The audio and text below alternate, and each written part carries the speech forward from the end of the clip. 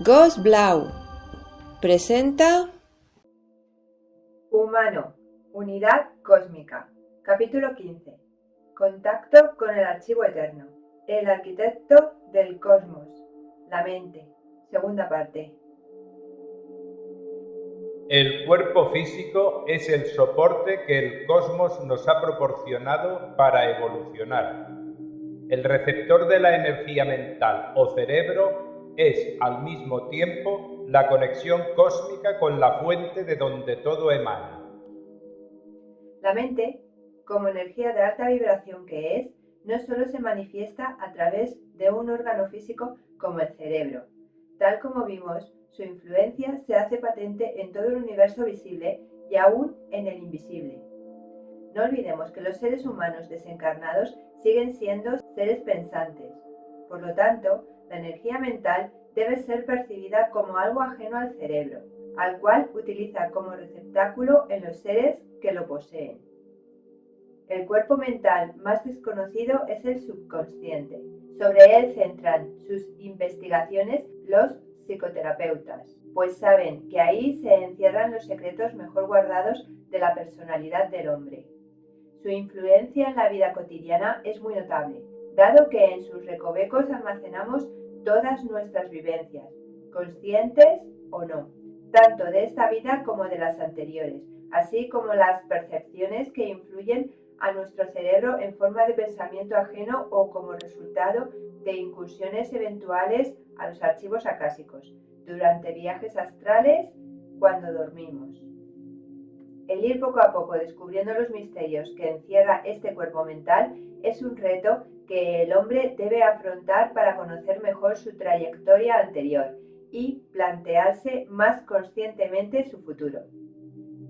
El subconsciente es el cuerpo mental de más alta vibración después de la conciencia. Es el eje alrededor del cual gira la personalidad del hombre. El centro neurálgico donde se generan las emociones, los sentimientos y las pasiones, además de ser un núcleo de información fundamental para la toma de decisiones a través del libre albedrío. La amplitud de este cuerpo mental es enorme. Ni la psiquiatría ni la psicología de vuestro planeta han podido establecer cuáles son sus límites, ni mucho menos sus potencialidades. Sin embargo, algunas teorías afirman que el subconsciente es el punto de conexión que el hombre tiene con los seres que generan la energía mental, de la misma manera que la consciencia es la conexión con el plano espiritual. Al subconsciente aflora la información personal existente en el archivo acásico. En este archivo se encuentran depositadas las experiencias vividas en anteriores existencias. En vuestro nivel evolutivo os llegan en forma de sensaciones cuando tenéis que tomar alguna decisión. Esas sensaciones, unidas a la memoria de las experiencias de la vida actual, es lo que conforman la voz de la experiencia. Así pues, el libre albedrío se ve auxiliado por dos tipos de información: la voz de la consciencia y la voz de la experiencia, como ya os dije al hablar del cuerpo mental consciente. Además de la información personal, el archivo acásico posee información sobre la historia y la evolución no solo de la Tierra y sus habitantes, sino también de vuestro sistema solar, de la galaxia y posiblemente de todo el universo creado. La energía del subconsciente se localiza en la parte derecha y occipital del cerebro. Esto quiere decir que las neuronas situadas en esos lugares se ven influidas por esta energía, lo que de alguna forma las convierte en neuronas especializadas en información de índole superior. Para que este cuerpo mental cumpla su función de información, además de los datos que le aporta la consciencia y lo que él mismo genera como voz de la experiencia, necesita el suministro de los que provienen del mundo exterior, a través de los sentidos. También necesita el aporte de las reflexiones que generamos a nivel consciente. Al ser el cuerpo mental de más alta vibración, necesita de dispositivos que permitan que su información llegue a los demás cuerpos mentales. Estos dispositivos energéticos realizan su función a modo de válvulas de entrada y salida de información. Me estoy refiriendo a dos glándulas que se encuentran situadas en el centro del cerebro, la pineal o epífisis y la pituitaria o hipófisis. La glándula pituitaria funcionaría como un amplificador de energía, convirtiendo la energía mental que generan el consciente y el inconsciente en energía de más alta vibración, como la que genera el subconsciente. Por el contrario, la glándula pineal funcionaría como un reductor energético, convirtiendo la energía que emana del subconsciente en otra de menor vibración, que pueda ser captada por el consciente y el inconsciente. Los procesos mediante los cuales se producen estos intercambios energéticos son complejos, pero al mismo tiempo rapidísimos. El punto central de recepción y distribución de energías se encuentra situado entre el tálamo y el hipotálamo, verdadero crisol alquímico que trasladado a una concepción esotérica podríamos identificar como el tan buscado por vosotros Santo Grial. No tan solo por su forma, sino porque en él tienen lugar transmutaciones que convierten energías de baja vibración en otras de alta vibración. Tal vez fuera eso lo que quiso simbolizar Jesús en la última cena. Quizás con este gesto quiso transmitiros la idea del proceso que llevaría al hombre al encuentro con Dios.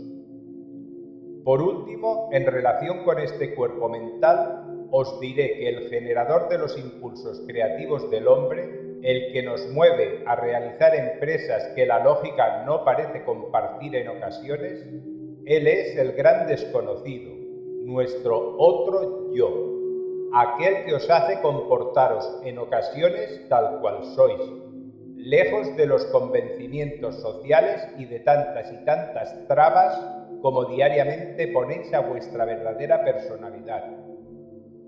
Las teorías científicas sobre la evolución de las especies, y más concretamente la que presenta la antropología, han establecido un desarrollo más o menos lógico, mediante el cual se puede conocer cómo ha sido el pasado en lo relativo a la mente. Para ello, la biología ha desentrañado el misterio hasta llegar a los primeros orígenes, es decir, la primera aparición de sensibilidad nerviosa en organismos unicelulares. A partir de ahí, la larga evolución de millones de años se ha concretado en un cerebro desarrollado capaz de producir procesos mentales complejos. En cierta ocasión preguntamos a nuestro guía sobre las funciones que desarrolla nuestro cerebro. El cerebro humano es el órgano más importante del cuerpo físico. Es el único órgano que revitaliza sus células debido a su condición de portavoz de la mente y receptor de los mensajes de la fuente. Las neuronas conforman la llamada masa gris y es una especie de circuito cerrado, donde el astral tiene una importancia fundamental, ya que 3 de sus capas, 2, 6 y 7, intervienen en los procesos mentales. Las células se revitalizan porque no tienen en su núcleo la orden de morir, ya que si murieran se perdería algo tan importante como la memoria que va impresa en ellas. El órgano, como máquina, es perfecto. No ocurre lo mismo con su operador, que a medida que evoluciona aumenta el porcentaje de su uso. Por ejemplo, los 4.3 utilizáis poco menos del 10%. Los 4.4 alcanzan el 30%. Los 4.5 el 65%. Los 4.6 el 85%.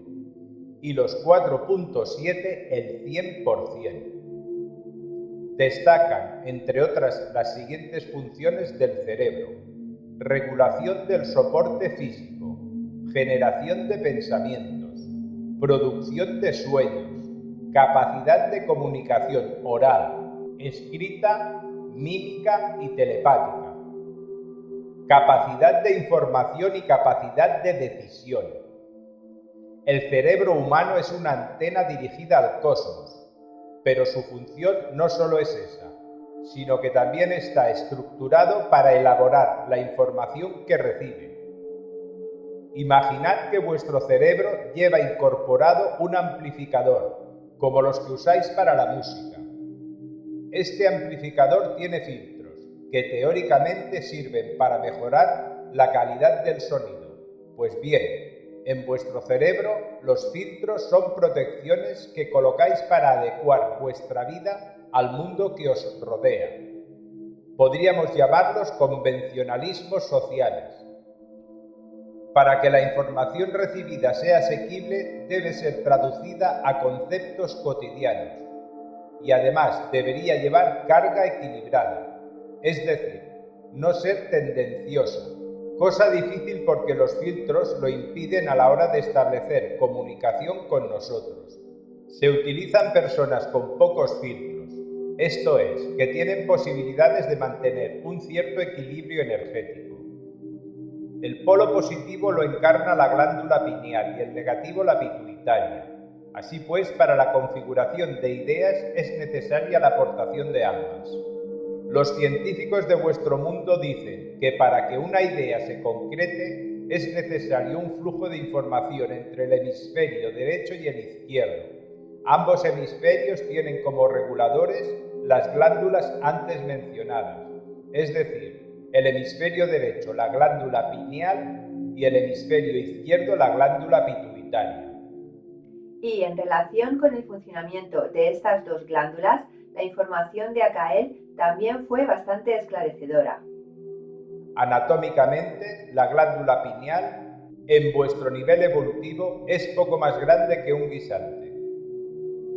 Como elemento endocrino produce una serie de hormonas que tienen relación con la sexualidad y el crecimiento, pero su función más importante no es esa, sino la de nódulo receptor de las energías mentales que provienen de dimensiones superiores, además de proporcionar conexiones telepáticas entre seres humanos de distintos o semejantes niveles. No obstante, quizás la conexión más importante que realiza sea con el archivo acásico. Interiormente, tiene una serie de bastoncillos que se excitan de forma similar a los del ojo, aunque por su posición en el cerebro no le llega luz exterior. La excitación se produce por la energía mental que recibe. Esta glándula también es nódulo emisor.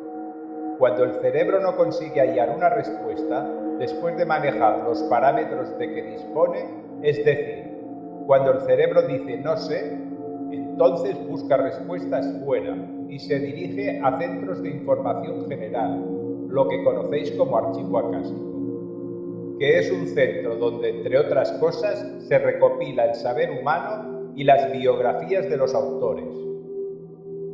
Una vez recibida la información, pasa por los circuitos cerebrales, hasta el consciente, pero ya unida a los procesos generados por el propio cerebro, voz de la experiencia. La glándula pineal se excita por reacción ante el límite del cerebro. Una persona racional a ultranza no tendrá un adecuado desarrollo de la pineal, dado que deja de manejar parámetros importantísimos, como son los derivados de su hemisferio derecho.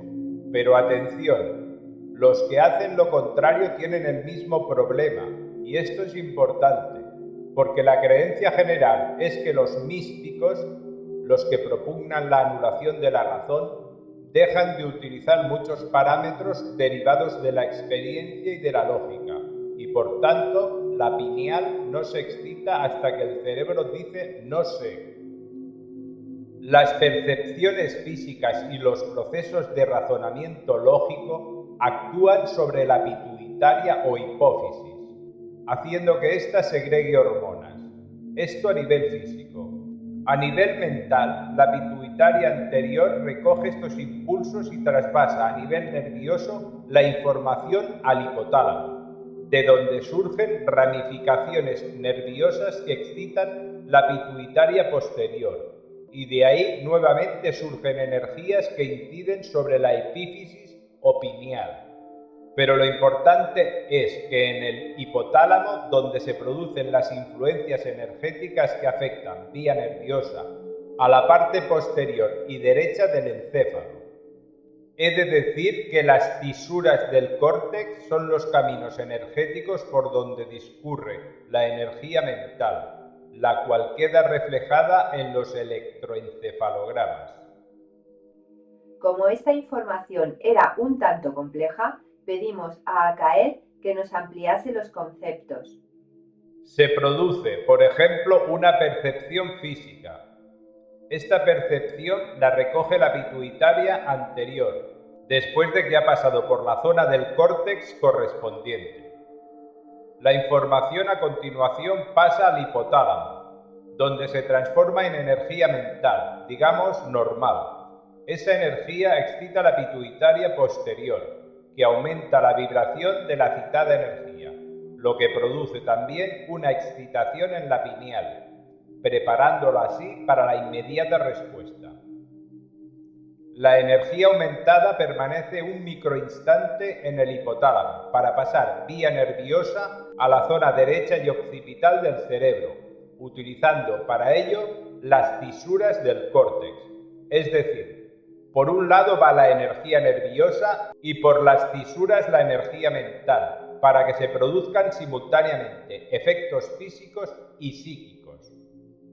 Una vez procesada la información por el subconsciente, es decir, contrastada con informaciones almacenadas en la memoria perpetua y uniéndola a la voz de la consciencia y a la voz de la experiencia en esta vida, que se encuentra situada en el llamado sistema reticular del cerebro, envía su información de vuelta para que el consciente la maneje. ¿Cómo? Pues de la parte derecha y occipital parte hacia la pineal, la cual transfiere, reducida en energía normal, lo que era energía súper. La pineal lo hace por medio de unos bastoncillos similares a los del ojo humano. Una vez reducida la energía, la misma es enviada a la zona izquierda y frontal del cerebro, después de haber permanecido un microinstante en el hipotálamo. La parte que se excita de la pituitaria es la anterior, como puerta de entrada al consciente. La información llega por las mismas vías que en el proceso anterior, es decir, nerviosa y fisuras. De cualquier manera, la finalidad de la investigación sobre el cerebro humano debería ser la apertura de una serie de puertas, dentro del laberinto que supone el descubrimiento del papel que juega el hombre en el gran entramado cósmico. El premio para los que consigan llegar al centro del laberinto será la respuesta que durante milenios ha buscado el ser humano. ¿Quién soy yo? En definitiva, lo que la biología ha estudiado y descubierto es el hardware, por decirlo en términos actuales, el órgano que es capaz de procesar. Por su parte, la psiquiatría, la psicología y la sociología se han dedicado a investigar el software, el programa o programas que funcionan en cada uno de esos ordenadores hechos con células vivas. Por último, la filosofía se ha dedicado a especular sobre las aplicaciones del programa y sobre las intenciones del programador. Realmente, ni la biología tiene todas las respuestas, ni las demás ciencias antes mencionadas han pasado de la época embrionaria. El hombre, como operador de su propio ordenador, va modificando constantemente su programa de vida en una búsqueda incansable por hallarse a sí mismo. En definitiva, por hallar la puerta de entrada al programa maestro. Porque sabe que una vez él fue el programador y quiere volver a serlo. Esa es, finalmente, la batalla que todos los hombres estamos librando. Una batalla para la que no tenemos otras armas que ese mecanismo que el cosmos nos ha prestado, la vida física, y una mente que la haga aprovechable. La glándula pituitaria y ciertas zonas del cerebro pueden producir sustancias muchísimo más potentes que los medicamentos al uso, y con la ventaja que generados por el propio organismo, lo que significa que son lo más adecuado para uno mismo. Educando la mente, se podría producir un analgésico que eliminaría inmediatamente los dolores por muy fuertes que estos fueran. Se trataría de llegar a estados de relajación profunda desde donde se visualizaría la zona del cerebro implicada y su activación para que produzca sustancias. No obstante, como es bastante complicado conseguir ese grado de concentración, podéis practicar el siguiente ejercicio.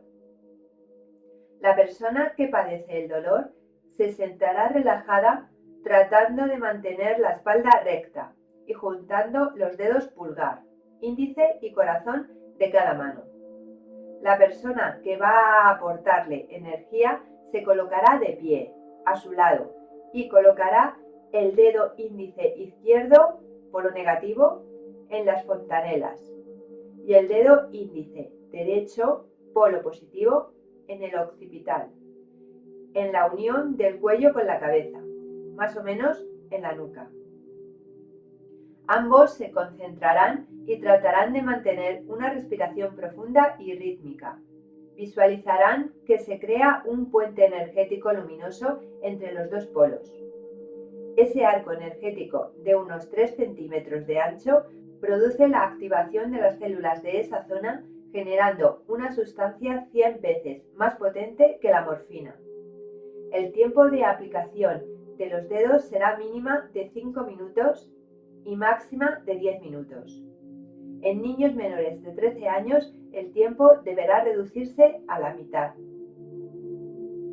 Esta serie no finaliza aquí. Iremos publicando las enseñanzas de Genome con regularidad. Encontrarás los enlaces abajo, en la descripción. Todo lo que se recibe es para darlo. Agradeceríamos que compartáis este vídeo con todo el mundo y os suscribáis a este canal para poder seguir recibiendo y compartiendo información. Muchas gracias.